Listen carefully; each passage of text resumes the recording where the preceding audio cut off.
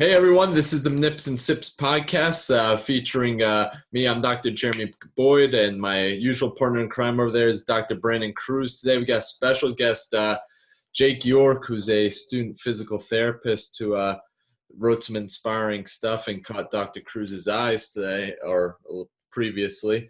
But before I get too much into that, how's everyone going, guys? Everything's going great, man. Jake, want to one welcome you to the show, and two, thank you for hopping on. I know things are definitely hectic and busy as a student, so you found the time to join us for the next 40 minutes. I want to thank you. We'll get into I guess your post and kind of what caught my eye and really today's topic in a little bit, but Jake, it's all yours. Kind of just introduce yourself, what school you're in, and we'll go from there. So yeah, I'm a student at Indiana University. I'm a second year. Got into PT, I think kind of the same as everybody else, just really love the body and movement and things like that. Initially I actually had a bad experience with physical therapy, but over time kind of grew around the sharp edges and came to love it. I am, as we acknowledged, breaking the rule of the show, currently not drinking anything, but I do have a next to me. I think that might cover it. I'm just trying to be responsible today. Yes, so Jake is in Indiana. It's a lovely 80-degree day in late October. What's today, the 22nd or something? Mm-hmm. So he's going to grab jet skis and he's trying to not drink and drive. Which I commend him because I would definitely drink before I went on a jet ski.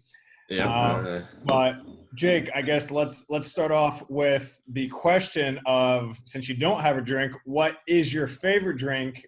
And if you were drinking today, what would it be? Unfortunately, those are two different things. But my favorite drink, I think I usually go for like a rum and Coke. Okay. Usually more of a dark rum than a light rum. Very but nice. If I were drinking right now, I do have some Jose Cuervo pre-mixed margarita in the mini fridge that I would be able to bust out. So very nice, good stuff. Are you a captain? Captain Morgan? Yep. Yeah. Very nice. So Sailor Jerry. That's the way to go. That's how you really get it done. But what do you got? Me? Today I got a Substance Ale by Bissell Brothers, one of my clients and weightlifting coach, Mike Solera. He hooked me up. He went to I believe it's in Vermont, in Maine. Sorry, in Maine. And he said really good, awesome brewery, very well known. So I'm gonna give it a shot. So thanks, Mike, for giving me this. And I got, in the good Oktoberfest fashion, a nice boot. I will not be ripping the boot in the middle of the show. I think turn it, man. I know it does exist. That bubble does kind of mess up your day. So this is gonna probably take me a couple minutes just to pour it out. I'll shout out my my ranking and once we get going. But all right, so since we're on timer, I'll go in. I have in my Pursuit PT etched in glass here, Blade and Bow. Switched it up for this week. Perfect timing. Jay, what are you giving? What's the taste test here? Oh, that's good. Got some good amount of hop into it. Definitely. This is I guess IPA. Now that I'm tasting it, I'm gonna give it an 8 flat. I usually don't go for a flat number, but this is good. I'm a fan. All right. Very nice. All right, so let's kind of jump into the show a little bit here. Jake, actually, if you don't mind, kind of just taking us a little bit through that journey you had where you said you had a negative experience with physical therapy, and then you kind of turned the corner, and then we'll transition to basically what has led you down the route that you're currently in, and which led you to basically kind of stand up and voice your opinion out on social media, knowing you'll probably get some backlash and stuff, but we'll get to that in a second. So tell us a little bit about your story and your journey, man. Yeah, so my first exposure to PT was through a family friend kind of that was very traditional, I think, and didn't learn a lot, didn't stay on top of their education, right? And they've been using the same practices for years and years and years. Very cookie cutter approach, outpatient clinic, and it just bored me to tears, and I was just over it. And I was like, there's no way I can do this day in, day out. And it wasn't until I had a professor during undergrad, he suggested I go see like an acute, like an inpatient kind of style, and seeing, I think it might have something to do more with the younger therapists that were working there, who were maybe fresher out of school and had some more knowledge and some more education, and just like their mastery and understanding of the body was like, okay, this is very different. And then later on, once I got back, I went and saw other outpatient clinics, and I understood that was kind of an outlier to the whole thing. And being able to then explore, hey, these people actually know a lot and what they're doing, and everything I loved in undergrad, I did exercise science, and to be able to expand upon that, and I think I favor more of the biomechanics and more of the understanding of the body as an anatomy and physiology standpoint. I think that's the sort of thing that I was interested in mastering.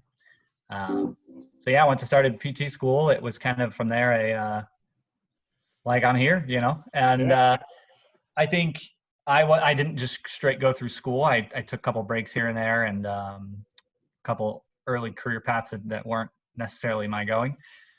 And I think that helped me understand that there is a time that you start learning on your own. Now, once I got out of undergrad, I worked as a personal trainer and realized that I didn't learn everything I needed in school, and had to learn a lot of that on my own early on, first couple months. And I think that helped me understand that going into PT school, that there's a lot that I'm not going to learn here, and that there's a lot that is taught and that's evidence supported and evidence based and absolutely correct and wonderful, but there's a lot that's still being developed and experimental and maybe not set in stone that you don't necessarily get taught. And I think you guys, from an appreciation of academia, might relate to that as well. But I think that led me to have to start taking all that into my own hands. And I don't think that necessarily meant advocacy at that time. And I don't know if it still does mean that. I think advocacy is just maybe a symptom of that. And I think there's so little advocacy now that's just such a large thing that's not normal. And so it is out of the ordinary, and it is drawing attention, and something that you spoke out against when you saw the post.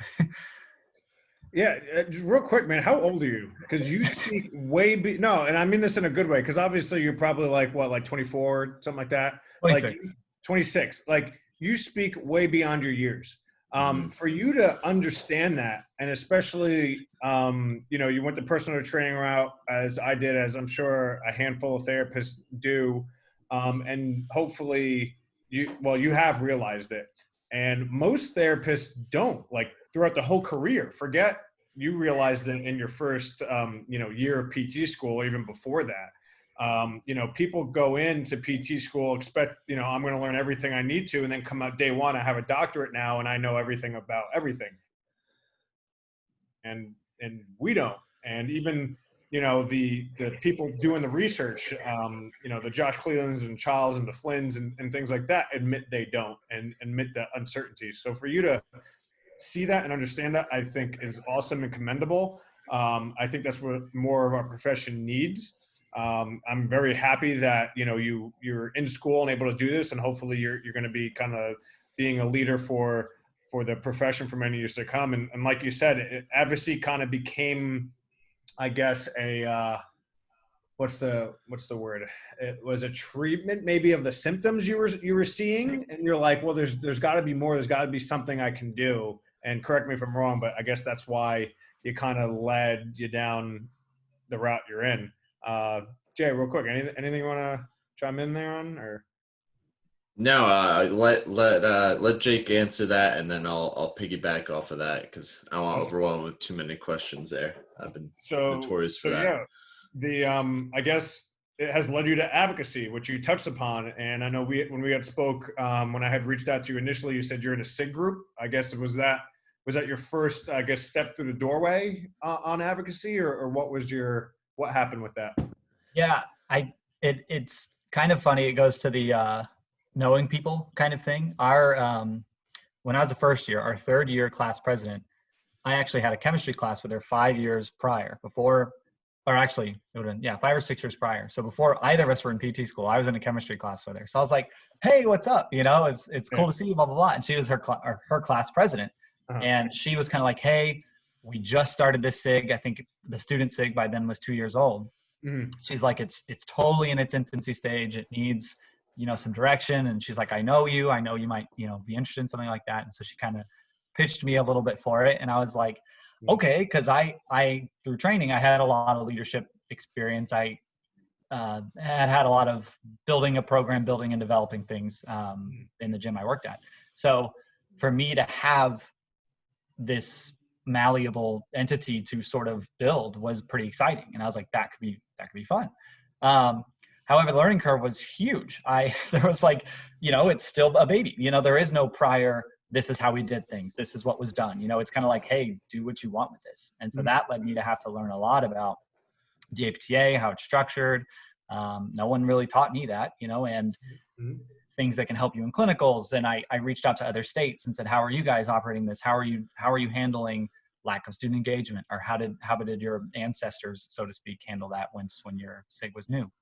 And honestly, for me, it was less about advocacy than more about trying to help students, and it was sort of a indirect mentorship that, hey, if I can get this set up, because as a first year being involved, knowing, hey, next year I'll probably be involved as well. If I can kind of get the ball rolling on this and make it more self-sustainable, then this can help a lot of people in the future. So for me, it was, hey, we're not getting taught a lot on the APTA and what it means, what it offers, the value of it versus the price of it, right? It's not really, the SIG would then help fill in the gaps of that, fill in the gaps of, hey, this is current literature being published that you're probably not being taught, or being a network opportunity. Hey, these are leaders in the industry. These are professionals that you could get in contact with. These are the movers and shakers of different chapters or SIGs nationally, right? And so for me, that SIG became my attempt to connect students, really. And then advocacy just popped out of it. Yeah, that's how it tends to be. You get kind of voluntold. I don't know if you volunteered for it, and then you learn a bunch of different rabbit holes. You're going down one thing, and you're like, I don't know the answer to this. You try and find the answer, and then you end up getting pulled a bunch of different ways. I think that's awesome. And I think that's something, from that story, the importance of even a brief moment of mentorship or a brief voluntold or someone just kind of steering you down the path. And then letting you kind of run with it. I know in my experience, if I didn't get into my first clinical and meet with someone who I didn't know what OCS or COMT was, I just was around someone who was just involved in continue lifelong learning. And that led me down many, many rabbit holes to the point where I'm still learning today. So it's just good for any listeners out there to treat everyone that you meet and try and open up as many doors to them. But also, I want to say, kudos to you for, taking it the next step with the APTA and all that sort of stuff. As my program was, we all had to sign up for the APTA. It was to get, I think, was it the gold? So I don't know, some sort of certificate that the programs would get if all the students were enrolled into it. And we all had to do is, I think it was a requirement, but we were never led to understand what else it can do for you besides the program getting a little plaque on the wall. If we asked a little bit more and understood what the APTA was trying to do for us as a profession, responsibilities and, advocacy and those sort of things, I think probably a lot of us would probably still be members. I doubt a lot of my classmates are at this point, but kudos to you there, Jake. Yeah, I mean, our school made us do it, and it was the Vision 2020 back. This is 2010. I started PT school. Vision 2020, where we were supposed to be the go-to medical professionals of all things musculoskeletal. And boy, did our profession take a big swing and a miss and whiff on that one. But I guess what are you doing in the APTA? And I think that then segues into your lovely post that I want to show the world, because more people need to hear it, man. And I'm glad, like, you of all people, like a second year student is over here, putting his neck on the line and basically trying to create change. And we need that more in our profession. And, I'll probably speak with me and Jeremy. I mean, there are things we can do better too. We have a podcast and we mentor kids or students at every level possible. but are there things that we can do better? I'm 1,000% sure we can. So to see you out there doing that, I was like, I got to reach out to this guy. So, yeah, what brought you to the APTA? And I'm sure it was trying to find some answers from the SIG, and then we'll go from there. What brought me to the APTA, it's interesting because when I trained, we had a professional organization, right? And we bought into that to be able to get continuing education. And I took so much continuing education that it's like, you work at a gym, you clean, right? So I just have videos going on when I clean. So me going from there to here, I'm like, oh, here's our professional organization. I'm involved. Let's see what they have to offer, right? Yeah. And one, which I think we'll get to, it's confusing. There's a lot going on, and it's not very linear. But right away, I mean, I think before I even started school, I had to at least think about the APTA, right? That's one of our interview questions. And so I joined on as a member before then, and I was looking through websites, the education credits, the his and that, the corners, the everything, right? Just trying to figure out the organization, because that was something that was very important to my past profession. Yeah. And I think the fact that I'd get emails, I'd get outreaches, I'd get emails and emails and emails and emails. And so trying to navigate through some of that was like, okay, this is really confusing. I don't understand it. What's going on, right? And I think that led to me talking to our third year, who was the president then. I was like, hey, you're in the nick of this. You're in deep. What's going on, right? And then that's kind of where that came out of. And I will say, I do a little bit for the state chapter as well. I do some of the social media posts, which that for me was, I went to a student conclave that we have in our state. And I heard one of the guys on the state board he was just spitting facts, like percentages and numbers and data, and just wrecking it about how amazing PTs are at improving patients and how good they are and these things. And I was like, this guy, like, he could convince sell a ketchup popsicle to a, right? Yeah. Like I was like, this guy's the bomb. So I emailed him and I was like, hey, like, I loved your presentation. You know, is there any way that I can get involved with what you do and just be able to learn from you, you know? And so he had me get on with the social media and just kind of be aware of what the state was doing and the ins and outs of it. So I've been able to get into some town hall meetings, I think. I was supposed to go to the Federal Advocacy Forum, but COVID shut that down. So we had a sort of virtual here and there. So really, honestly, it's been like, what I try and tell other students is, if you want something, go ask, go email, go try, you know, and you never know if they're going to email back and say, hey, yeah, we're looking for someone to help, or I can get you in contact with somebody. You know, the classic, you miss all the shots you don't take, right? Yep. And just following along and just holding hands of important people. Like, I've been drugged through some real cool stuff. And I think that's all there is to it. Yeah, that's awesome. I think it really just comes down to drive and just, I think more PTs and more PT students just need to be pointed in the right direction. And we have a question for you later on, which might answer this. And it's like, we're just bombarded with school, but let's go to this post real quick, because we can talk all day about this stuff.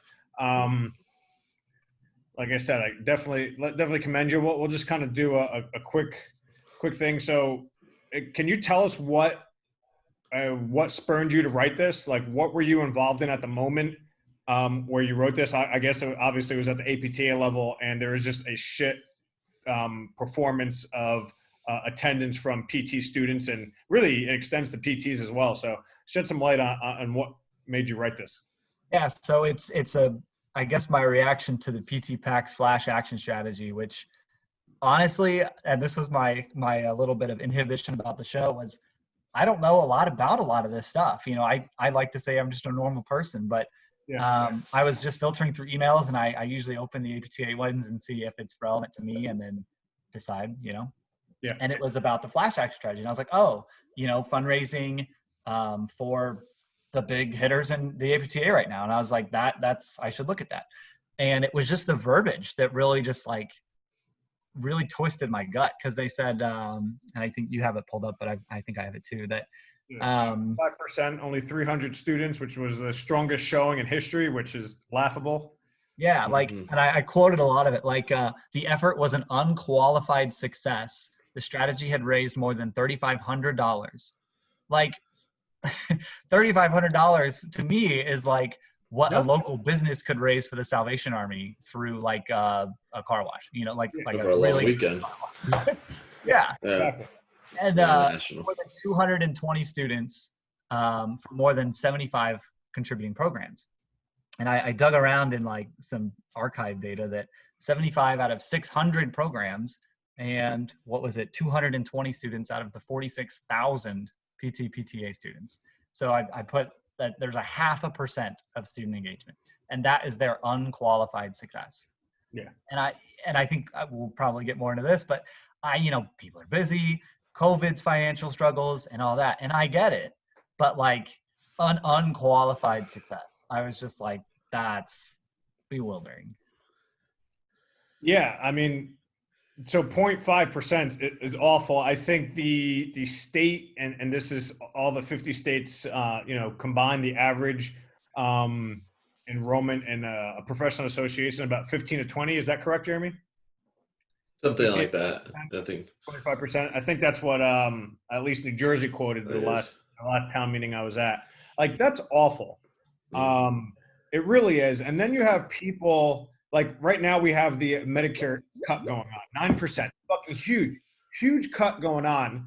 And people have the gall to just bitch about it. PTs are worth more, X, Y, and Z, yada, yada, yada. And it's like, well, you're complaining about it, but you're doing nothing leading up to this point to help create change.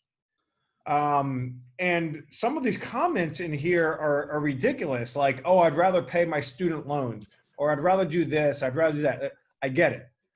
Like, I came out with $250,000 of combined loans of undergrad, grad. Jeremy, what were you at? 200, give or take. 200, right? Like, and we've still gone through residencies and fellowships and everything. Like, granted, not everybody needs to be us, but you brought it up. Like, and I want you to talk about this. It's a cup of coffee. It's not going out drinking, binge drinking at that. Binge drinking Friday and Saturday night, and then going to brunch Sunday morning where you probably dropped $300-400. Don't tell me you don't have the fucking money to throw in $5 or $10. And I'll stop right there. I want you to talk about some of the answers you had, because I mean, you had quite the responses here from people, both good and bad. And it's just like, why are you going against it? Like, you're trying to advocate, and people need to just justify stuff or keep silent. Let alone attack you for trying to stand up for the profession, for wanting more, because it does make a difference. And I'll talk about 2 instances in New Jersey where we didn't have enough advocacy and we lost something, and where we barely had enough and we won something. But go ahead there, Jake. Well, so I think the biggest thing that I hear is the financial side of it, right? And I put that at the very bottom, which we'll see who hits C more, right? That, even if you can't, let's say like you are in the gutter, you can still write a letter, and but we have to beg students to even do that, right? You can volunteer for whatever, but you're still too busy doing whatever you want to do to volunteer. So it's hard for me to really accept these like responses that, oh, I'd rather pay my rent than my APTA student member fee. And even professionals, right? Like, if you can't afford to live your life without $400, like if that's your cutoff, you're going to die tomorrow if you don't have this $400. Like, that is a scary place to live. And I think you need to reevaluate your budget, reevaluate what's going on, right? And student loan hits everybody differently. And I'll tell you, the people in my class that I know are taking out loans, and they're in the red. They're still doing what they want to do. They're still driving to campus. They're not riding a bike. They're still getting coffees. They're still going out. They're getting, I'll see their Instagram feeds. They're getting lunch. They're getting dinner. They're getting drinks. And it's really narrow. It's very tunnel vision about this is all just supposed to happen without my intervention. No, like, you're the future of the profession. Like, get it in your head that you're the person who's going to handle this, right? And there's I don't know about a movement, but there's a calling for younger professionals to get into the leadership positions because they're the more aggressive ones, right? I'm guessing these 220 who actually participated, they're the ones who are going to actually be the ones that speak up and speak out. And it's terrifying for the future of the profession that we have people that would make excuses and, you know, bitch and moan rather than actually go and do something. Like, how hard is it to get $20? Like, go call your grandma and say, hey, I'll clean your gutters and mow your yard. Can I have $20? Like, it's not that hard to get $20. Get a job, you know? I don't think I've not had a job since I was a sophomore in high school. Like, I have worked hard, I have planned, I have budgeted. I will finish PT school with less than $30,000 in debt because I have figured it out. My man. Awesome.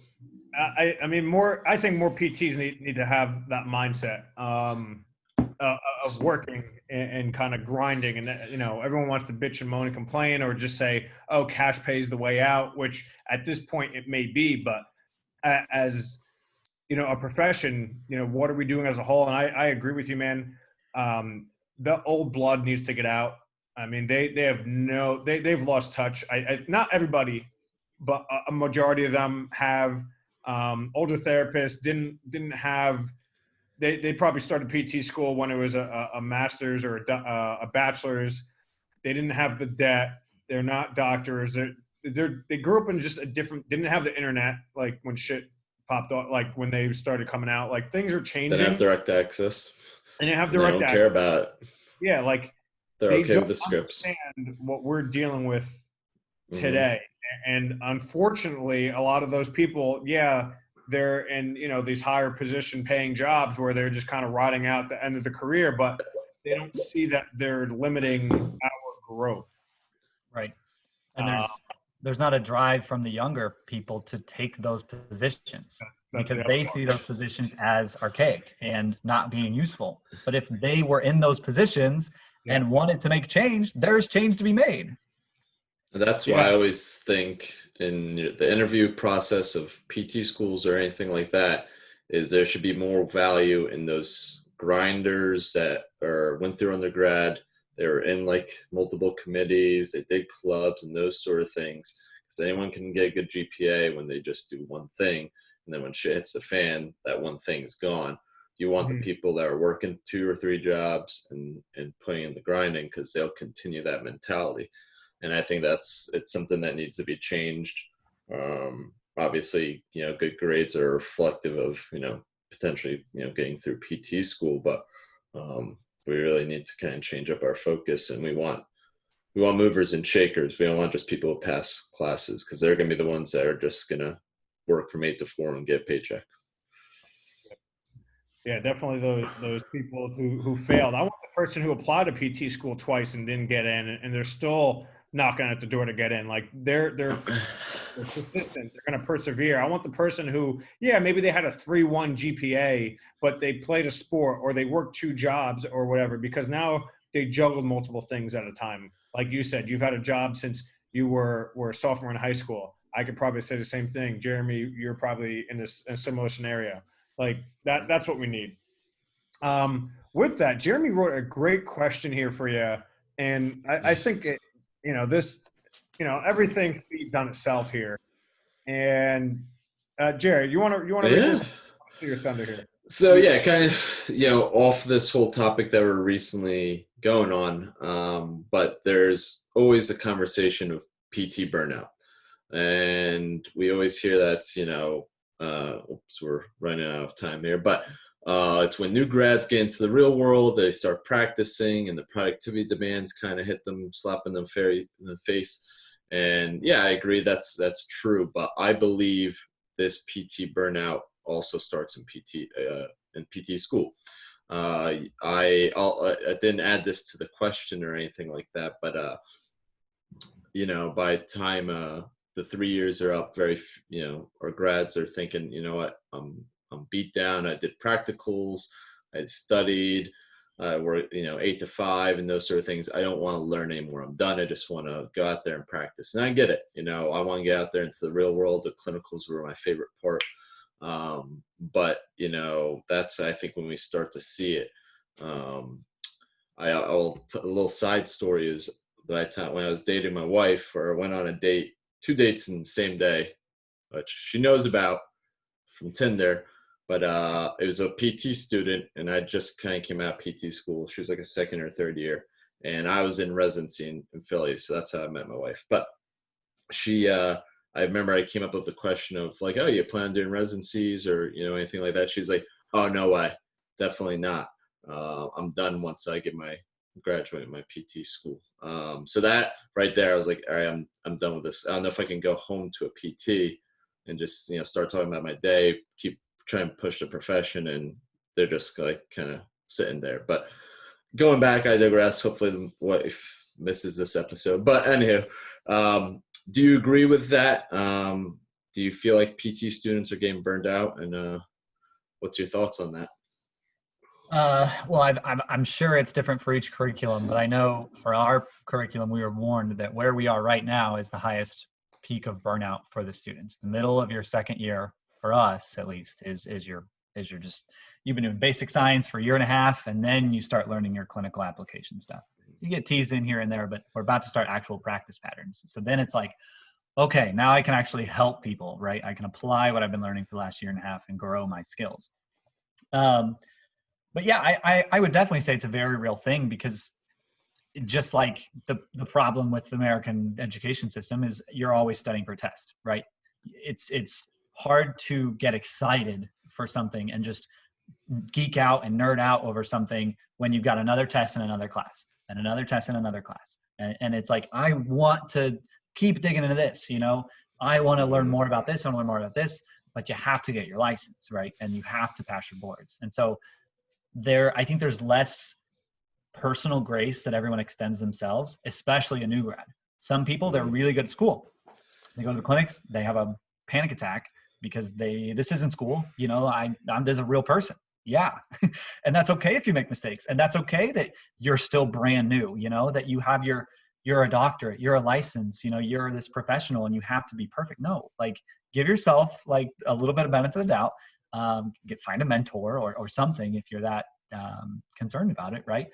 And learn and grow and find things to get excited about. I think that's where that burnout comes from, is that now I have a job and now I can pay my student loans, and that's all that you're focusing on, because that's all that you're cared about in the last 10 years. That, you know, is that, well, now I've read all these blogs about how everyone's miserable, so I'm going to be miserable. It's like, no, like, put all that aside. Focus on what makes you excited. What, you know, you're 9 to 5, you're 8 to 7, whatever it is, right? What part of your day just fuels you, and focus on that, you know, and it might be 3 or 4 years that you actually have to, you know, put your nose to the grind and pay off some loans so you're in a more comfortable position, or for that door to open up, that you're in a better opportunity to find a career that you're actually passionate about.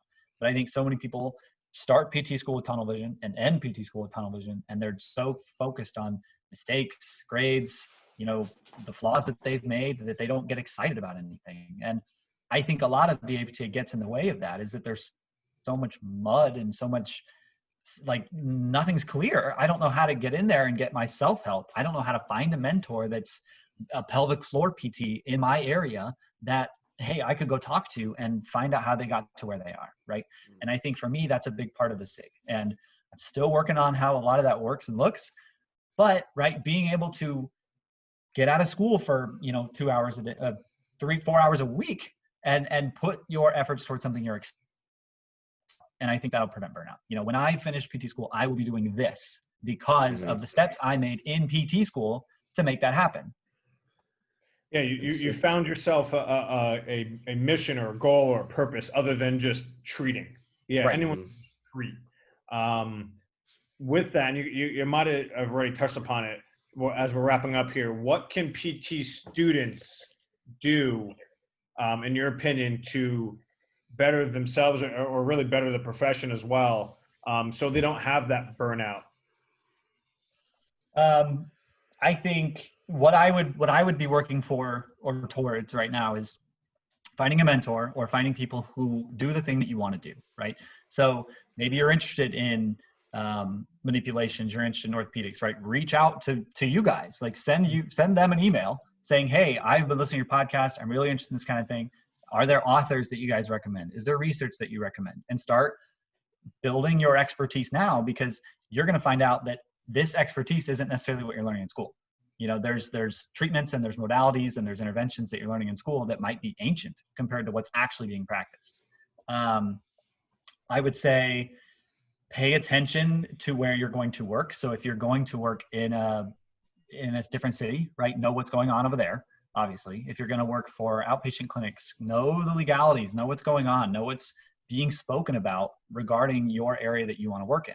So that might mean joining your state board, or joining, if your state has a SIG for neuro or for pediatrics, jumping over there. That'd be a great place to find a mentor. Join that Facebook group, stay in the know about what's going on, you know. And I think having your future in mind is going to give you a lot more peace. That way, that's secure. Now I can focus on school and still kind of have this back and forth relationship with someone who's a little more driven and going on. Well said. Jeremy? No, I just love your focus on mentorship and, you know, going after the things that you want to get. I came right out of school. I did not have a good job. And I think a lot of the PT burnout is you just want to get a job and pay your loans and you take whatever you can get. And then fast forward 6 years later, you're still at the same job and you hate it from day one. Me, I was looking for a new job by the end of the week. I know they say you shouldn't do that sort of stuff. You should just, you know, have some consistency. But, you know, if you're not in a position where you're not passionate about what you're doing, it's not a good environment, you're not geeking out at lunch or anything like that with the clinicians that you're around. They don't have to be superstar ones, but they should at least be passionate and motivated. Then you need to take it upon yourself and get out of there. I think I got asked on LinkedIn or something like that. There is a PT, PhD doing research just on PTs that have left the profession. That's his dissertation and those sort of things. And, you know, we get into it because we're passionate about this, but I'm pretty sure most of us lose it because we get a pretty crappy job to begin with. But yeah, I don't want to take too much time. And that happens at like year 8. A lot of PTs are trying to get out of being a PT. I'll be honest, I was burnt out at the end of PT school. I hated my program. I still hate the program. Even I went back to try and TA at the program. They didn't want to change. I am very lucky I found Temple's residency program, which made it fun, made it exciting, pointed me in a direction where I can, you know, be a part of something bigger and develop advocacy and just kind of have fun treating and not always have to prepare for a test.